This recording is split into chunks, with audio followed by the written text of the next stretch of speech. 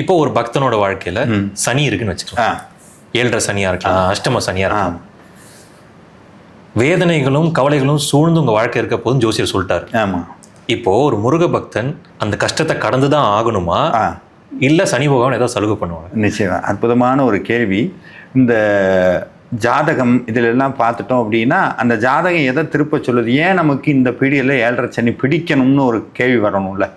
ஏன் எனக்கு இந்த டைமில் 7.5 சனி வந்திருக்குன்னா, இட் கேம் டு சேஸ், நம்மகிட்ட வந்து ஒரு உண்மையை சொல்ல வந்திருக்கு, ஏதோ ஒரு உண்மையை சொல்ல வந்திருக்கு. எப்படி அது சொல்லும் அப்படின்னா, துக்கத்தின் வழியாகத்தான் சில உண்மைகள் புரியும்.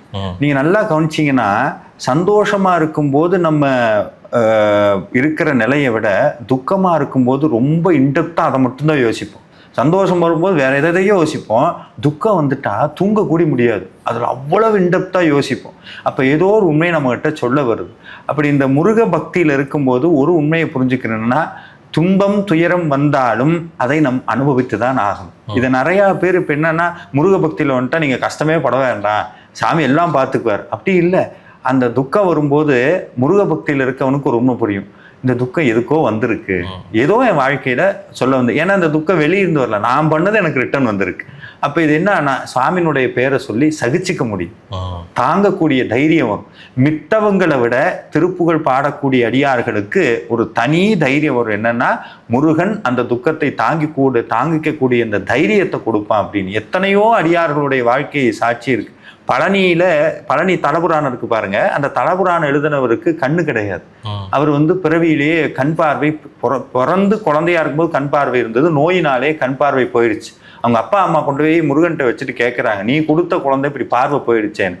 அனுபவிச்சுதான் ஆகணும், ஆனால் அவனை நான் கைவிட மாட்டேன், அவனை நான் வந்து அது கண் பார்வை இல்லாமல் முதுகுல எழுதி படிக்கிறேன். அப்படி கண் பார்வை இல்லாத போது கூடி முருகப்பெருமான் அவர்கிட்ட பேசுறேன். பேசி அவர் மூலமாகத்தான் இன்னைக்கு பழனி தலபுராணம் வந்திருக்கிறது. அப்ப என்னன்னா, துக்கம்ங்கிறது இந்த வாழ்க்கையில நம்ம அனுபவிச்சுதான் ஆகணும். ஆனா அனுபவிக்கிறது 2 விதம் இருக்கு. ஒருத்தன் புலம்பிக்கிட்டே இருப்பான், முடியலன்னு தினமும் நினைச்சு கஷ்டப்பட்டுக்கிட்டே இருக்கிறது, இப்படி ஆயிடுச்சு அப்படி ஆயிடுச்சுன்னு. முருக பக்தர் ஆமா வந்துருச்சு, முருகன் பார்த்துக்குவான். ஆனா அந்த கஷ்டத்துல இருந்து என்ன பண்றதுன்னா, விலகி நிக்கணும்னா ஒரு வழிதான் இருக்கு, அதுதான் வழிபாடு. அது மனசை சாந்திப்படுத்திடும். அந்த அது பாட்டுக்கு நடந்துகிட்டு இருக்கட்டும், நான் பாட்டுக்கு நான் நடந்துகிட்டு இருக்கேன், அவ்வளவுதான். தாமரையில தண்ணி மாதிரி அது இருக்கும், ஆனா அது பெருசான பாதிக்காது. இட்ஸ் நம்மளுடைய மனசை பொறுத்து, ஏத்துக்கிறோமா, அக்செப்ட் பண்ணிக்கிறோமா, இல்லை திருப்பி ரியாக்ட் பண்றோமா. நான் ஒரு உண்மையை புரிஞ்சுக்கணும், சில கஷ்டங்களுக்கு நம்ம எவ்வளவு முடிஞ்சாலும் நம்மளால தீர்வை எட்ட முடியாது அப்படின்னு சில விஷயங்கள் இருக்கிறது. அதுக்கு என்ன பண்ண முடியும், ஓடி தேடி தேடி தேடி தேடி ஓஞ்சி கலப்பாயி நாக்கு வெளியே வர அளவுக்கு ஓடுறதுக்கும் வாய்ப்பு இருக்கு. ஆமா இருக்கு, அது இது ஒண்ணுமே பண்ண முடியாது. ஆனா நான் சந்தோஷமா இருக்கிறதுக்கும் எனக்கு உரிமை இருக்குன்னு முருகனுடைய திருவடியில உட்கார்ந்தா, அதுக்குத்தான் சத்சங்கம்னு சொன்னாங்க, கூட்டு வழிபாடு அப்படிங்க. கோயிலுக்கு போய் எதையும் கேட்காது, உட்கார்ந்து அவரை மட்டும் பார்த்துட்டு வா. அந்த ஒரு 5 நிமிஷ சந்தோஷம் அந்த துக்கத்தை தாங்கி கொள்ளக்கூடிய ஒரு 5 வருடத்துக்கு தாங்குற அளவுக்கு சக்தியை கொடுக்கும். போய் உட்காந்து கேட்கணும் அப்படின்னு சொன்னீங்க. பக்தர்கள் நிறைய பேர் நிறைய விஷயங்களை கேட்குறாங்க. ஆமா, அந்த அவங்களோட வாழ்க்கைக்கு அது தேவைப்பட்டா கண்டிப்பா முருகன் அதை பண்ணுவாங்க. ஆமா, எதெல்லாம் கேட்கணுங்கிறது மக்களுக்கு ஓரளவுக்கு தெரிஞ்சிருக்கு. ஆமா, நிறைய விஷயங்களை கேட்குறாங்க. ஆனா நியாயப்படி எதை கேட்கணும்? ரொம்ப அற்புதமான கேள்வி. இந்த ஒவ்வொரு கேள்விக்கும் அருணகிரிநாதர் பதில் சொல்லியிருக்கிறார். ஒரு அற்புதமான திருப்புகள்ல அருணகிரிநாதர் நிறைய பட்டியல் போடுறார். ஆனா அருணகிரிநாதருடைய மொத்த நோக்கம் என்னன்னா, நமக்கு சொல்லி கொடுத்தது முருகனுடைய அருளை வேண்டு அப்படிங்கிறார். முருகனுடைய அருள் இருந்தா. ஆனா ஒரு திருப்புகள்ல சொல்றார், கணமதுர நீள் சௌக்கிய சகல செல்வ யோகமிக்க பெருவாழ்வு அப்படிங்கிறார். என்னன்னா, நிறையா பணம், நிறையா பதவி, புகழ் எல்லாம் எனக்கு வேணுங்கிறார்.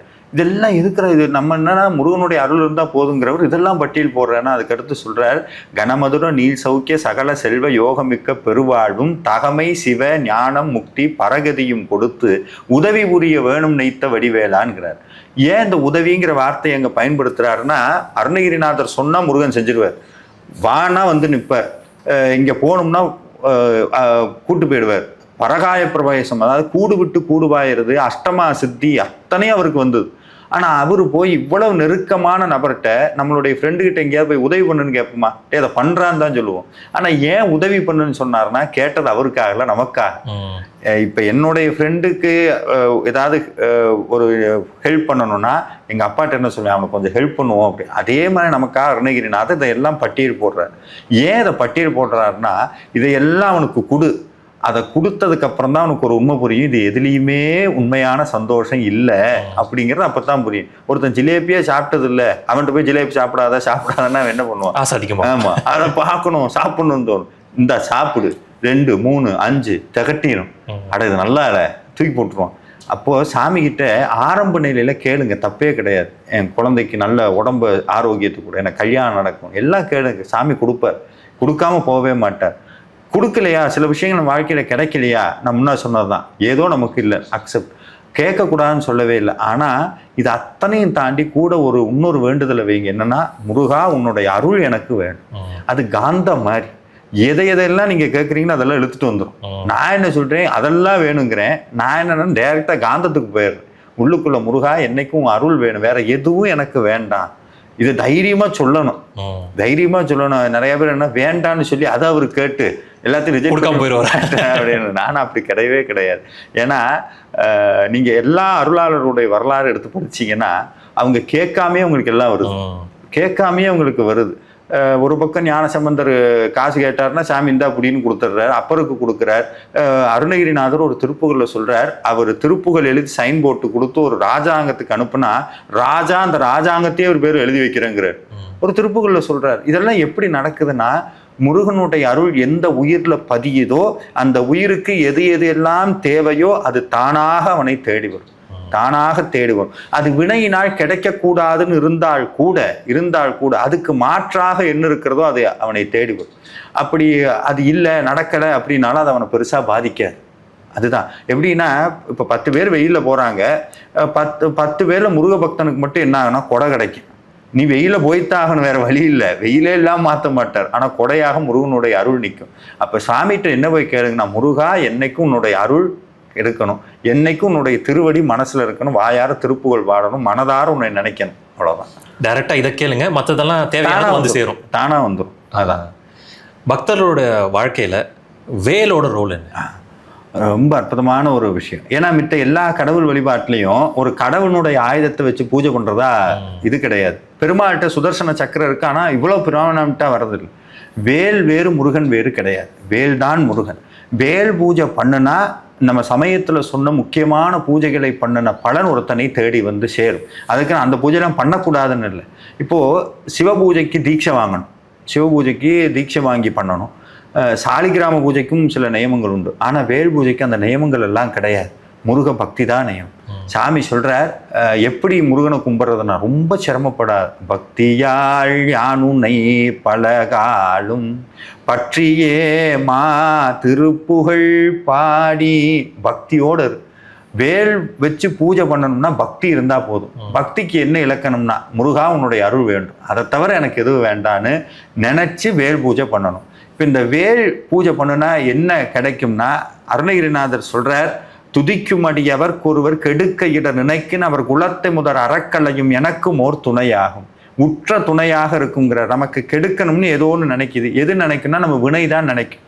அந்த கெடுக்கணும்னு நினைக்கிற வினையை முருகனுடைய வேல் விரட்டி விடும். அது அருணகிரிநாதர் கந்த அனுபூதியில சொல்றார், வினை ஓட விடுங்கிறார், வினையை ஓட விடுங்கிறார். அப்பேற்பட்ட வேலை பூஜை பண்றதுக்கு நியமங்கள் ரூல்ஸ் ஏதாவது இருக்குன்னா எந்த ரூல்ஸும் கிடையாது. பக்தி இருந்தா போதும். வீட்டில் சரி என்கிட்ட வேலே இல்லைன்னா நீங்க ஒன்றும் பிரச்சனையே பட வேண்டாம், வேல் மாறல தொடர்ந்து படிங்க, தானா வீட்டுக்கு வேல் வரும். எத்தனை பேருக்கு இது நடந்திருக்கு அப்படியா? எத்தனை இன்னைக்கு இந்த இதுல பார்த்தா இன்னும் நிறைய பேர் கமெண்ட்ஸ் கூட பண்ணுவாங்க. என்னன்னா, வேல்மாறல் தொடர்ந்து பாராயணம் பண்றவங்களுக்கு தானா வேல் தேடி வரும், தானா தேடி வரும். எனக்கு மலேசியாவில் ஒரு அம்மா இருக்கிறாங்க, அந்த அம்மா வந்து இதை டெஸ்ட் பண்ணணும்னே படிக்கிறாங்க. வேல்மாறல் படித்தா வேல் வரும்னு சொன்னாங்களேன்னு டெஸ்ட் பண்ணணும்னு படித்தாங்க. 48 நாள் படித்தாங்க, 48 நாள் வேல் வரல. அவங்க முடிவு பண்ணிட்டாங்க, ஓ இது பொய் அப்படின்னு. ஆனால் அன்எக்ஸ்பெக்டடாக அவங்க ஃப்ரெண்டு வராங்க, கிஃப்ட் கொடுக்குறாங்க, திறந்து பார்த்தா வேல். கதி இப்போ ஷாக் ஆகிட்டாங்க. எப்படி நடந்தது இது என்னுடைய வார்த்தைக்கு இல்லை, இது அருணகிரிநாதருடைய வார்த்தை. அப்படின்னா வேல்மாறல் தொடர்ந்து படிக்க வீட்டுக்குள்ளே வேல் வரும். வீட்டுக்குள்ள மனசுக்குள்ள வரும். மனசுக்குள்ள வேல் வந்தா என்ன சார் அப்படின்னா, இந்த உலகத்துல யார் நமக்கு உற்ற துணை? நம்ம கூட என்னைக்கும் துணையா எது வருதுன்னு பார்த்தீங்கன்னா, கொஞ்சம் யோசிச்சு பார்த்தோம்னா எதுவுமே நம்ம கூட பெருசா துணையா வராது. நம்ம படிப்பா பணமா எல்லாம் ஒரு கட்டத்துல நின்று போகும். ஆனா முருகனுடைய வேல் துணை இருக்குன்னு சொன்னா சாமி சொல்ற, தனித்து வழி நடக்கும் என திடத்தும் ஒரு வளத்தும் இரு புறத்தும் அருகடுத்து இரவு பகற்றது துணையதாகும். இரவு பகல் முன்பு பின்பு எந்நேரமும் வேல் உன்னோட இருக்கும்னார். அப்படின்னா வேல் என்ன ஆயுதம் கிடையாது, அது ஞானம், விஸ்டம், தெளிவு.